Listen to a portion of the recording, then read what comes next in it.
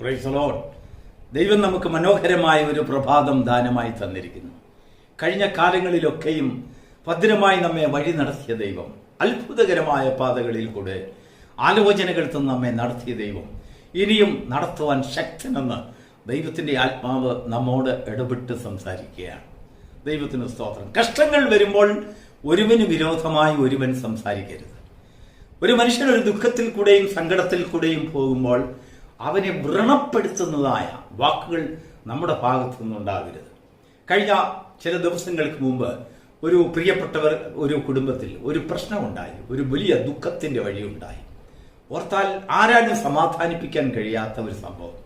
ആ സമയത്ത് ആ ഗ്രഹനാഥൻ ഇങ്ങനെ പറയുന്നത് ഞാൻ കേട്ടു. ദൈവത്തെ ഇങ്ങനെ വിളിച്ചിട്ട് എന്താ കാര്യം? ദൈവത്തെ ഇങ്ങനെ ആരാധിച്ചിട്ട് എന്താ കാര്യം? എനിക്കും മറ്റുള്ളവർക്കും തമ്മിലുള്ളതായ വ്യത്യാസം എന്താ? ഞാൻ ദൈവത്തെ സ്നേഹിച്ചില്ലേ? ദൈവത്തെ ധാരാളം ആരാധിച്ചില്ലേ?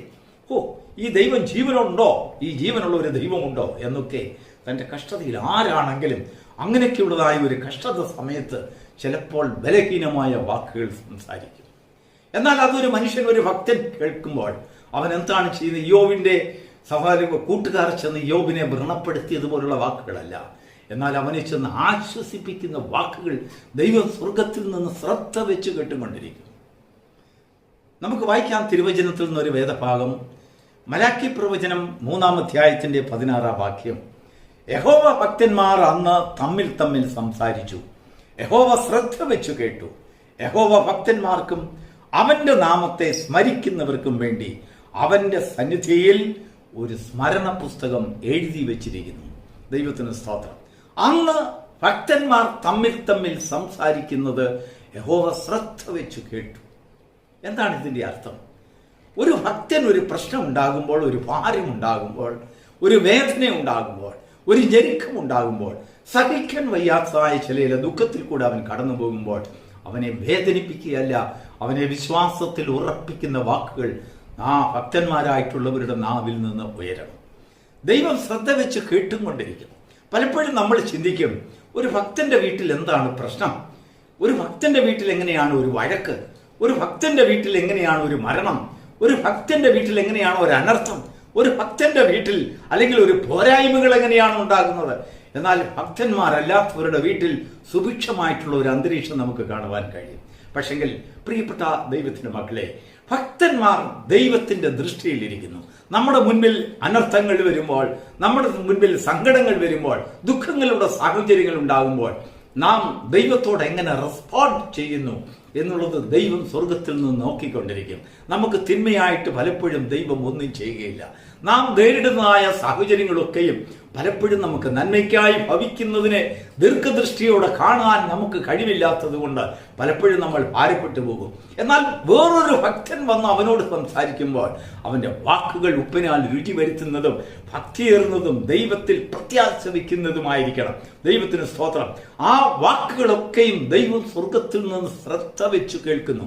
അതിന്റെ 17-ാം വാക്യത്തിൽ നാം വായിക്കുന്നു, ഞാൻ ഉണ്ടാക്കുവാനുള്ള ദിവസത്തിൽ അവൻ എനിക്കൊരു നിക്ഷേപമായിരിക്കും എന്ന് സൈന്യങ്ങളുടെ യഹോവ അരുളി ചെയ്യുന്നു. ഒരു മനുഷ്യൻ തനിക്ക് ശുശ്രൂഷ ചെയ്യുന്ന മകനെ ആദരിക്കുന്നത് പോലെ ഞാൻ അവരെ ആശ്വസിപ്പിക്കും, അവരെ ആദരിക്കും. അപ്പോൾ നിങ്ങൾ നീതിമാനും ദുഷ്ടനും തമ്മിലുള്ളതായ, ദൈവത്തെ അറിയുന്നവനും ദൈവത്തെ അറിയാത്തവനും തമ്മിലുള്ളതായ വ്യത്യാസം വീണ്ടും കാണും. ദൈവത്തിന് സ്തോത്രം. നമ്മൾ പലപ്പോഴും സങ്കടങ്ങളിൽ നമ്മൾ പറയാറില്ലേ, ദൈവത്തെ സ്നേഹിച്ചിട്ട് എന്താണ് ഫലം? നമ്മുടെ ജീവിതത്തിലുള്ളതായ ഒരു പോരായ്മ അല്ലെങ്കിൽ ഒരു ബലഹീനമായ ചിന്താഗതിയായിരിക്കാം അത്. ദൈവത്തിന്റെ വചനം പറയുന്നു, ദൈവം ഉണ്ടാക്കുവാനുള്ള ഒരു ദിവസം നമ്മുടെ മുൻപിൽ പ്രത്യക്ഷപ്പെടും. അപ്പോൾ ദൈവത്തെ അറിയുന്നവനും അറിയാത്തവനും, ദൈവത്തെ സ്നേഹിക്കുന്നവനും സ്നേഹിക്കാത്തവനും തമ്മിലുള്ളതായ വ്യത്യാസം ദൈവം വെളിപ്പെടുത്തും. ദൈവത്തെ സ്നേഹിക്കാത്തവരും ദൈവത്തെ അറിയാത്തവരും ലജ്ജ കൊണ്ട് മൂടുമ്പോൾ അവിടെ ഒരു മകൻ അപ്പൻ ഒരു മകനെ ആദരിക്കുന്നത് പോലെ നാം ദൈവത്താൽ ആദരിക്കപ്പെടുന്നത് അപ്പോൾ മറ്റുള്ളവർ കണ്ട് അതിശയിക്കും. ഇവൻ കഷ്ടത്തിൽ നിലനിൽക്കുന്ന ഒരു മനുഷ്യൻ, ഇതിനാലാണ് അവൻ വാടിപ്പോകാഞ്ഞത്, ഇതിനാലാണ് അവൻ തകർന്നു പോകാഞ്ഞത്. പലപ്പോഴും നമ്മുടെ ജീവിതത്തിൽ തകർച്ചയ്ക്കുള്ളതായ മുഖങ്ങൾ നമ്മൾ പലപ്പോഴും കാണിച്ചേക്കാം. എന്നാൽ നാം ദൈവത്തിൽ ആശ്വാസം കൊള്ളുന്നവരെങ്കിൽ, പ്രത്യാശ നമ്മുടെ ദൈവത്തിൽ പുതുക്കുന്നവരാണെങ്കിൽ, ഒരു ദിവസം ദൈവം ഉണ്ടാക്കുവാനുള്ള ഒരു ദിവസം നമ്മുടെ മുൻപിൽ ഉണ്ട് എന്നുള്ളതായ ഒരു പ്രത്യാശ നമ്മളെ ഭരിക്കണം. ഈ പ്രത്യാശ പെട്ടെന്ന് ഒരു മനുഷ്യന് ആവഹിക്കത്തക്കവണ്ണം അത്ര നിസ്സാരമായ ഒരു കാര്യമല്ല.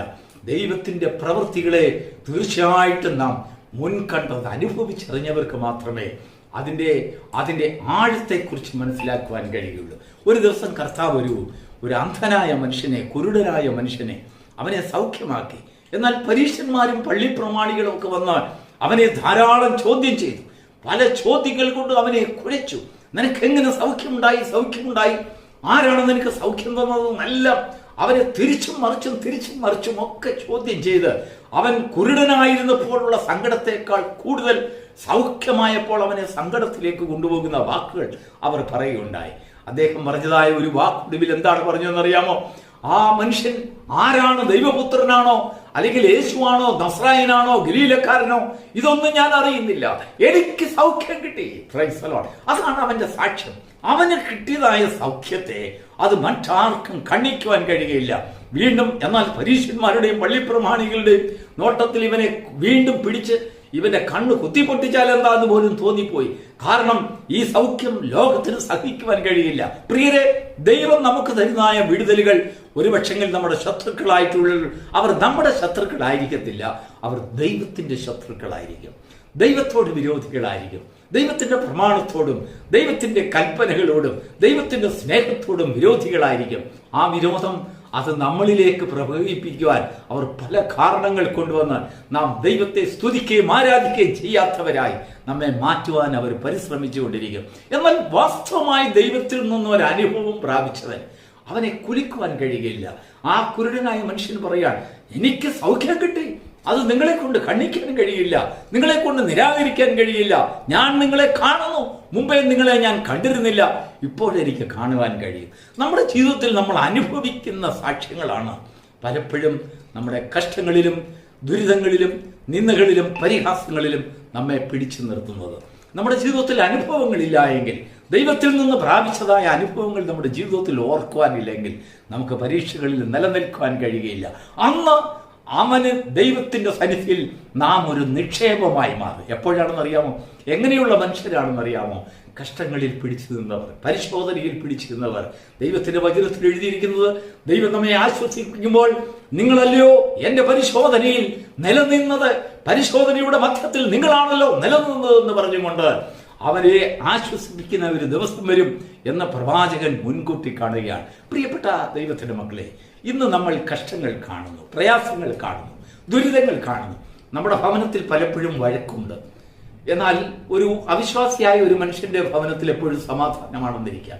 മറ്റു പലരും പറയും, അവർ വിശ്വാസികളാണല്ലോ, എന്നിട്ടും എന്താണ് ഈ വഴക്ക്, എന്താണ് ഈ പ്രയാസം, അവിടെ എങ്ങനെയാണ് ഈ ലഹള, അവിടെ എങ്ങനെയാണ് ഈ പ്രശ്നങ്ങൾ ഉണ്ടാകുന്നത്, അവിടെ എങ്ങനെയാണ് അടിപിടി ഉണ്ടാകുന്നത്? എന്നാൽ ദൈവം അങ്ങനെയുള്ള അടിപിടികളും പരിശോധനകളും നിന്റെ ഭവനത്തിലും നിന്റെ വ്യക്തി ജീവിതങ്ങളിൽ കൊണ്ടുവരുമ്പോൾ നീ എങ്ങനെ അതിനെ റെസ്പോണ്ട് ചെയ്യുന്നുവെന്ന് സ്വർഗം നോക്കിക്കൊണ്ടിരിക്കാൻ. കാരണം സ്മരണ പുസ്തകത്തിൽ ദൈവത്തിന് എഴുതി വെക്കേണ്ടതായിട്ടുണ്ട്. നിന്നെ പലപ്പോഴും അസമാധാനമുള്ളവരാക്കും. നിന്റെ വീട്ടിൽ ലഹള വന്നേക്കാം, വളരെ അഭിപ്രായ വ്യത്യാസങ്ങൾ വന്നേക്കാം, ചോദ്യങ്ങൾ വന്നേക്കാം, തമ്മിലടി വന്നേക്കാം. പക്ഷെങ്കിൽ അതിന്റെ എല്ലാം ശത്രു കൊണ്ടുവരുന്നതായ പരീക്ഷയിലൊക്കെയും നീ വിശ്വസ്തനായി നിന്നാൽ ദൈവത്തിന്റെ സന്നിധിയിൽ ഒരു ദിവസം നിക്ഷേപമായി മാറുന്നത് മറ്റുള്ളവർ കണ്ട് അന്ന് നിന്നെ കുറിച്ചുള്ളതായ ഒരു പ്രശംസ, അവരുടെ മുമ്പിൽ ദൈവം കൊണ്ടുവരുന്നതായ പ്രശംസ അവർ കണ്ടുകൊണ്ട് അന്ന് ലജിക്കുന്നതിനിടയായിത്തീരും. നിനക്ക് വിരോധമായി സംസാരിച്ചവർ അന്ന് അവരുടെ നാവടക്കും. ദൈവത്തിന്റെ മഹത്വം ഉണ്ടാകട്ടെ. എന്നാൽ ഭക്തന്മാർക്ക് തമ്മിൽ ഒരു ഉത്തരവാദിത്വം, അതാണ് ദൈവത്തിന്റെ ആത്മാവ് ഈ പ്രഭാതത്തിൽ നമ്മോട് പറയുന്നത്. അന്ന് ഭക്തന്മാർ തമ്മിൽ സംസാരിച്ചു, ദൈവം ശ്രദ്ധ വെച്ചു കേട്ടു. അവന്റെ സ്മരണ പുസ്തകത്തിൽ അത് എഴുതിയിരിക്കുന്നു. ഈ ഭക്തന്മാർ തമ്മിൽ വ്യക്തിപരമായ കാര്യങ്ങൾ സല്ലാപകൾ നടത്തിയതിനെ കുറിച്ചല്ല, വേറൊരു മനുഷ്യനെ കുറിച്ച് അല്ലെങ്കിൽ ഏഷണി പറഞ്ഞതിനെ കുറിച്ചല്ല, അല്ലെങ്കിൽ വേറൊരാളുടെ കുറവുകളെ കുറിച്ച് പറഞ്ഞ വിഷയത്തേക്കല്ല, അയൽവക്കത്തെ നുണകൾ പറഞ്ഞതായ കാര്യങ്ങളല്ല, മറ്റുള്ളവർ നമുക്ക് ചെയ്ത ദോഷത്തെക്കുറിച്ച് വിശദീകരിച്ച് സംസാരിച്ച വിഷയങ്ങളല്ല സ്മരണയിൽ എഴുതിയിരിക്കുന്നത്. ഭക്തന്മാർ ഭക്തി വർദ്ധിപ്പിക്കുന്നതായ വാക്കുകൾ തമ്മിൽ പങ്കുവച്ചിട്ടുണ്ടോ? യെസ്. പ്രയാസഘട്ടങ്ങളിലും പരീക്ഷാഘട്ടങ്ങളിലും ഒരുവൻ ദുഃഖത്തിലിരിക്കുമ്പോൾ, ഞെരുക്കത്തിലിരിക്കുമ്പോൾ, അല്ലെങ്കിൽ മാനസികമായി തകർന്നിരിക്കുമ്പോൾ നിന്റെ ഉത്തരവാദിത്വം അവനെ ധൈര്യപ്പെടുത്തുക എന്നുള്ളതാണ്. അവനെതിരായി സംസാരിക്കാതിരിക്കുക. അവന്റെ വീട്ടിലൊരു പ്രശ്നങ്ങളുള്ളപ്പോൾ അവനെ കുറ്റപ്പെടുത്തുവാനല്ല, ആ പ്രശ്നങ്ങളുടെ മധ്യത്തിൽ എങ്ങനെ തരണം ചെയ്ത് ദൈവത്തിൽ ആശ്രയിച്ച് ജീവിക്കുവാൻ എങ്ങനെ സാധിക്കുമെന്ന് ഒരു ഭക്തൻ വേറൊരു ഭക്തനെ ധൈര്യപ്പെടുത്തണം. അവന് നന്മ വരുവത്തക്ക രീതിയിൽ, അവന്റെ ഹൃദയത്തെ ബലപ്പെടുത്തുന്ന രീതിയിൽ ആത്മാവിൽ ബലം പകർന്നു കൊടുക്കണം. ദൈവത്തിന് മഹത്വം ഉണ്ടാകട്ടെ. അറബി വാക്കിൽ ഒരു വാക്കുണ്ട്. സാധാരണമായ അറബി ദേശക്കാർ തമ്മിൽ ഷെയ്ക്ക് ഹാൻഡ് കൊടുക്കുന്ന ഉടനെ അവർ പറയുന്ന ഒരു വാക്കുണ്ട്. എന്താണെന്ന് അറിയാമോ? ഗുവർ. എന്താണ് ആ വാക്കിന്റെ അർത്ഥം എന്നറിയാമോ? നിനക്ക് ശക്തി കുറവാണെങ്കിൽ take little power from me. ഈ ശക്തി, എനിക്ക് മതിയായ ശക്തി എന്നിലുണ്ട്, ആ ശക്തിയെ അല്പം ഞാൻ നിനക്ക് പങ്കുവയ്ക്കുന്നു. അതാണ് അതിന്റെ അർത്ഥം. If you are week, take little power from me. അതാണ് അതിന്റെ എന്ന് പറഞ്ഞതുപോലെ അശക്തന്മാർക്കും അല്ലെങ്കിൽ ബലമില്ലാത്തവർക്കും ഞെരുക്കത്തിലിരിക്കെ ബലഹീനരായിരിക്കുന്ന ഒരു സഹോദരനെ, ഒരു സഹോദരിയെ, ഒരു കുടുംബത്തെ, ഒരു യഹോവ ഭക്തനെ നമ്മൾ സന്ദർശിക്കുമ്പോൾ നമ്മുടെ വാക്കുകളൊക്കെയും അവനെ ധൈര്യപ്പെടുത്തുന്നതും നമ്മൾ കൂടുതൽ ദൈവശക്തി അവനിലേക്ക് പകരപ്പെടുവാൻ തക്കവണ്ണം നമ്മുടെ വാക്കുകൾ പ്രചോദനം കൊടുക്കുന്നതായിരിക്കണം. അവനെ ക്ഷീണിപ്പിക്കുന്നതാകരുത്. ഒരു ഭക്തനെയും നമ്മൾ നിരാകരിക്കരുത്. അവന്റെ കഷ്ടത്തിൽ അവൻ ചിലപ്പോൾ ബലഹീനമായ വാക്കുകൾ സംസാരിച്ചേക്കും. അവന്റെ കഷ്ടങ്ങളിൽ അവൻ പലപ്പോഴും അവൻ ഭാരപ്പെട്ട് ഞെരുങ്ങി ഇനി ദൈവത്തെ ഞാൻ സ്നേഹിക്കുന്നില്ല എന്നൊക്കെ പറഞ്ഞുകളെ. അവന്റെ കഷ്ടത കൊണ്ടാണ്. അല്പം കഴിഞ്ഞ് അവൻ സാവകാശപ്പെടുമ്പോൾ, അവന്റെ ഹൃദയം ഒന്ന് തണുക്കുമ്പോൾ അടുത്ത് ചെന്ന് അവനെ ദൈവത്തിന്റെ സന്നിധിയിൽ ഉറപ്പിക്കുക. ആശ്വാസത്തിന്റെ ഉറവിടമായ ദൈവത്തിൽ നിന്ന് സമാധാനം കൊണ്ടുവരുന്നതായ ദൈവത്തിന്റെ മഹാസ്നേഹത്തെ കുറിച്ചുള്ളതായ ഒരു വെളിപ്പാട്, ഒരു ദർശനം അവനിലേക്ക് അയക്കുമ്പോൾ ആ ദർശനം ആ ഭവനത്തിൽ വെളിച്ചം കൊണ്ടുവരും. അങ്ങനെ പറയുന്നത് ആ ഭവനത്തിൽ വെളിച്ചം കൊണ്ടുവരിക മാത്രമല്ല, നിന്നെ കുറിച്ച് സ്മരണ പുസ്തകത്തിൽ ദൈവം ചില കാര്യങ്ങൾ എഴുതി വയ്ക്കും. ആ ഭക്തന്മാരുടെ ജീവിതത്തെ എല്ലാവരുടെയും വിഷയത്തിൽ പേരുകളിൽ ആ സ്മരണ പുസ്തകത്തിൽ ചില വാക്കുകൾ ദൈവത്തിന് ഓർക്കേണ്ടതായിട്ടുണ്ട്. എന്തിനു വേണ്ടി ഓർക്കണം എന്നറിയാമോ? ഒരു അപ്പൻ മകനെ ആദരിക്കുന്നത് പോലെ നിന്നെയും ആദരിക്കേണ്ടതിന്. നീ അനേകരെ ധൈര്യപ്പെടുത്തിയിട്ടുണ്ടെങ്കിൽ, അനേകരെ താങ്ങിയിട്ടുണ്ടെങ്കിൽ, അനേകർക്ക് നീ സഹായമായിരുന്നിട്ടുണ്ടെങ്കിൽ, അനേകരെ നീ സന്തോഷിപ്പിച്ചിട്ടുണ്ടെങ്കിൽ നിനക്ക് ദൈവം പ്രതിഫലം ഒരു ദിവസം തരുവാൻ ദൈവത്തിന്റെ സന്നിധിയിൽ ബാക്കിയുണ്ട് എന്നാണ് ദൈവത്തിന്റെ വചനത്തിൽ എഴുതി വെച്ചിരിക്കുന്നത്. അന്നാളിൽ ആ സ്മരണ പുസ്തകം തുറക്കും. ഞാൻ ഒരു മകനെ അപ്പൻ ആദരിക്കുന്നത് പോലെ ഞാൻ അവരെ ആദരിക്കുന്നത് മറ്റുള്ളവരെ കാണുമ്പോൾ ദൈവത്തെ സ്നേഹിക്കുന്നവരും സ്നേഹിക്കാത്തവരും തമ്മിലുള്ള വ്യത്യാസം കാണും. ദൈവത്തെ ആദരിക്കുന്നവരും ആദരിക്കാത്തവരും തമ്മിലുള്ളതായ വ്യത്യാസം കാണും. നീ ഓടിയതും അധ്വാനിച്ചതും വെറുതെയല്ല, നീ വിശ്വസിച്ചത് വെറുതെയല്ല, നിന്റെ പ്രത്യാശ വെറുതെയല്ല. ജീവനുള്ള ഒരു ദൈവം നിനക്ക് വേണ്ടി ഉണ്ട്. ആ ദൈവം നിനക്ക് വേണ്ടി കരുതുന്നവനാണ്. അവൻ നിന്നെ മാനിക്കുകയും സ്നേഹിക്കുകയും ഉയർത്തുകയും ചെയ്യും. ഈ ലോകത്തിൽ നാം കാണുന്നതായ കഷ്ടങ്ങളും സങ്കടങ്ങളും ദുർഘടങ്ങളും ഒക്കെയും താൽക്കാലികമാണ് പ്രിയരെ. ഇതെല്ലാം കഴിഞ്ഞു പോകും. നാം ദൈവത്തിന്റെ സന്നിധിയിൽ മാന്യത നേടുന്നതായ അല്ലെങ്കിൽ ദൈവത്തിൽ നിന്ന് ആദരവ് സമ്പാദിക്കുന്നതായ ഒരു ദിവസമുണ്ട്. ആ ദിവസം നമുക്ക് ആ ദിവസത്തിനായി നാം കാത്തിരിക്കുന്നുവെങ്കിൽ, ആ ദിവസത്തിന് വേണ്ടിയുള്ള ഒരു പ്രത്യാശയുള്ള ജനമായി നാം മാറുന്നുവെങ്കിൽ, ഒരു മകനെ അപ്പൻ മാനിക്കുന്നത് പോലെ ആദരിക്കുന്നത് പോലെ നമ്മുടെ ദൈവം നമ്മെ ആദരിക്കും. അന്ന് നമ്മുടെ ശത്രുക്കൾ, നമ്മെ നിന്ദിച്ചവർ, പരിഹസിച്ചവർ നമ്മെ ആദരിക്കും. ദൈവം നമ്മെ ബഹുമാനിക്കുന്ന ബഹുമാനം കണ്ട് അവർ അതിശയിച്ചു പോകും. ദൈവത്തിന് സ്തോത്രം. ഈ വലിയ ആത്മീയ പത്രീഭൂതരായി ദൈവം നമ്മെയും നമ്മുടെ കുഞ്ഞുങ്ങളെയും ഈ പ്രഭാതത്തിൽ മാറ്റുവാൻ ഈ വചനം നമ്മെ സഹായിക്കുമാറാകട്ടെ. God bless you.